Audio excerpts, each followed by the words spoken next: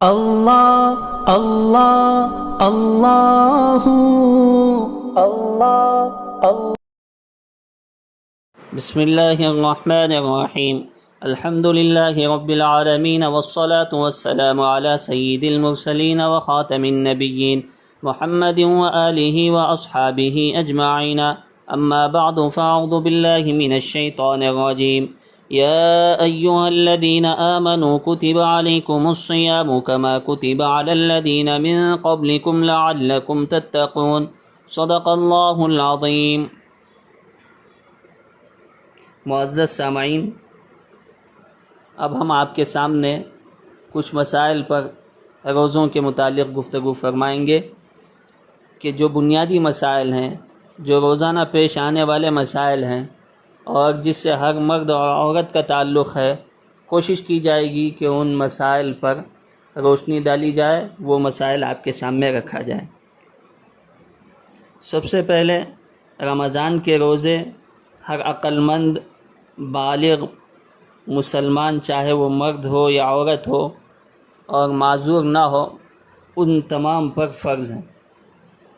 اسی لیے اللہ تبارک و تعالی نے قرآن مجید میں ارشاد فرمایا، فَمَن شَهِدَ مِنْكُمُ الشَّهْرَ فَلْيَصُمْ، جو صحت کی حالت میں، عقل مندی کی حالت میں، صحت کی حالت میں یہ رمضان کے مہینے کو پائے تو اس کے لیے لازم ہے کہ وہ روزے رکھے۔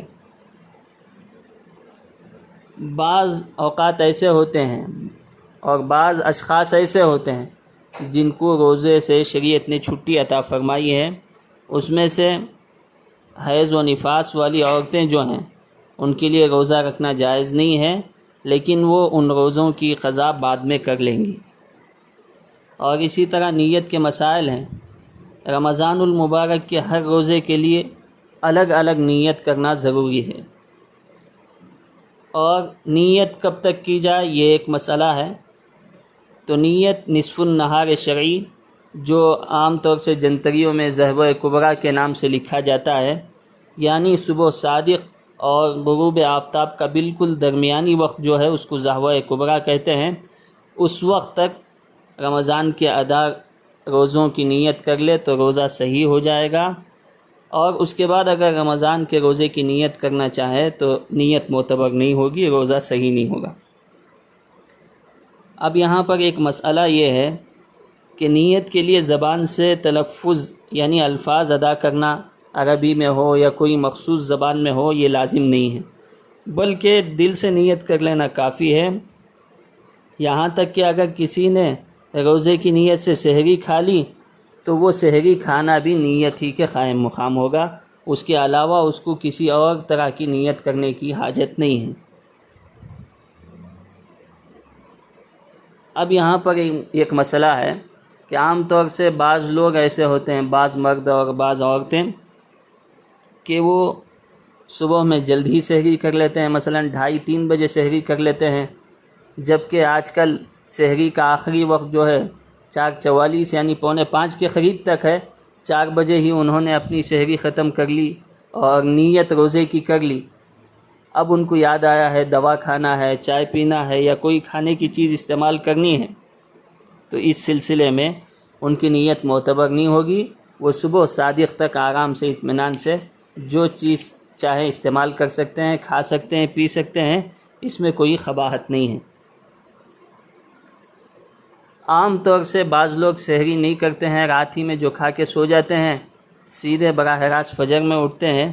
اللہ کے نبی صلی اللہ علیہ وسلم نے ارشاد فرمایا کہ سحری کھاؤ، سحری کے کھانے میں برکت ہے۔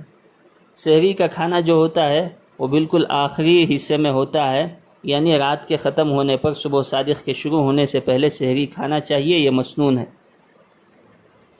اور سحری کے وقت میں تاخیر کرنا کہ ابھی وقت باقی ہے 1 منٹ 2 منٹ اور اذان تک، اس طرح کرنا مکروہ ہے۔ کبھی کبھی روزہ بھی خراب ہو جاتا ہے، روزہ نہیں ہوتا ہے۔ اگر کسی کو آنکھ لگ گئی، صبح میں اٹھ نہیں سکے، وہ بغیر سحری کے روزہ رکھنا چاہتے ہیں تو وہ بغیر سحری کے بھی روزہ رکھ سکتے ہیں، لیکن اس کو معمول نہیں بنانا چاہیے، سنت پر عمل کرنا چاہیے۔ اور اسی طرح افطار میں جہاں تک جلدی ہو سکے وقت شروع ہوتے ہی افطار کر لینا چاہیے، یہ مسنون ہے، سنت ہے، اور اس میں بلا وجہ کی تاخیر نہیں کرنا چاہیے۔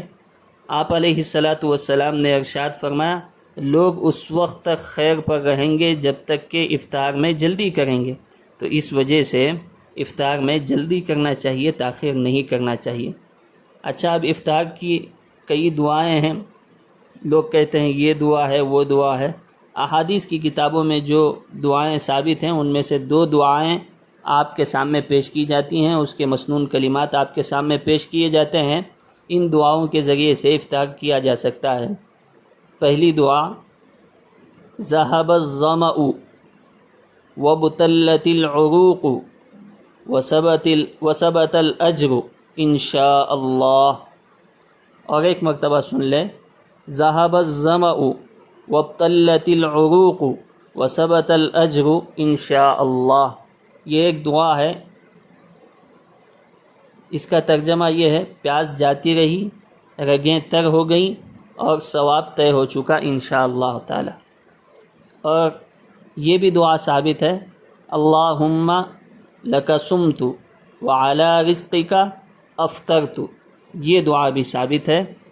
اور روزہ افطار کرنے کے لیے بہتر ہے کہ کھجور کا استعمال کیا جائے، کھجور میسر نہ ہو تو پانی سے افطار کرنا بھی افضل ہے، اس میں کوئی قباحت نہیں ہے۔ یہ اس طرح کے روزوں کے مسائل انشاءاللہ روزانہ آپ کے سامنے آتے رہیں گے۔ اللہ تعالیٰ سے دعا ہے کہ اللہ تعالیٰ ہم تمام کو شریعت کے مطابق عمل کرنے کی توفیق نصیب فرمائے، آمین۔ وآخر دعوانا ان الحمد للہ۔